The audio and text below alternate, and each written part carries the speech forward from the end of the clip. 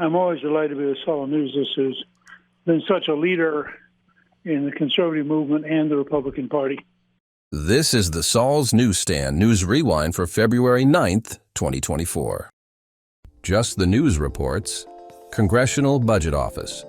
Deficit to grow from $1.6 trillion to $2.6 trillion by 2034. Debt will equal 116% of gross domestic product. The annual budget deficit will grow from $1.6 trillion in fiscal year 2024 to $2.6 trillion in 2034, and the national debt will rise to 116% of the size of the entire U.S. economy, according to the Congressional Budget Office's 10-year budget outlook.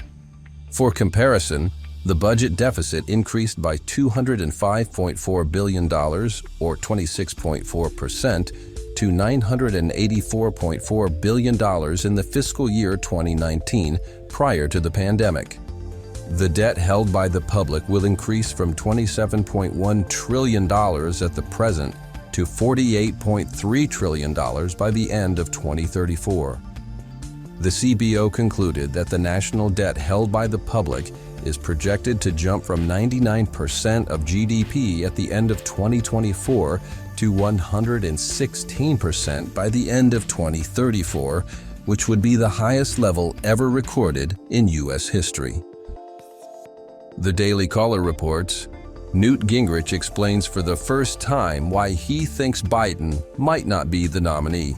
Former Republican House Speaker Newt Gingrich detailed for the first time Monday on Fox News his thoughts on why President Joe Biden might not be the Democratic nominee, listing other potential candidates. Gingrich appeared on Fox News to discuss Biden's continuing low polling among voters, with former President Donald Trump gaining leads in policy issues like handling the economy. Really, for the first time, I'm beginning to think maybe Biden will not be the nominee. And I say that because the rate of his cognitive decline, the number of recent examples where he couldn't remember what he was saying, or he couldn't remember who he was talking to. You could imagine, with the weakness at the border, the weakness that we just heard a report about from Portland with drugs, the weakness in Iran, the weakness in Ukraine, at some point, there may be a genuine rebellion in the Democratic Party that says we can't put this guy up this fall because it'll be hopeless.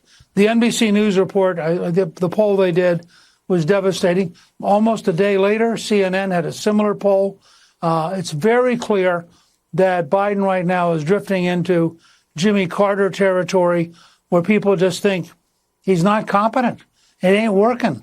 And in their personal lives, they think that he is causing them enormous problems. A national NBC News poll conducted in late January showed Biden trailing former President Donald Trump in various policy issues and physical health. And finally, Axios reports, Biden confuses European leaders with dead predecessors twice in a week. President Biden twice confused former German chancellors Angela Merkel and Helmut Kohl while telling an anecdote at campaign events on Wednesday. Biden's mix-up of the German leader came days after another flub confusing French President Emmanuel Macron with former President François Mitterrand. Biden's verbal gaffes during public events and speeches have provided fodder for Republican attacks on his mental fitness and age. Polls show that concerns about the 81-year-old president's age and mental acuity are also registering with voters.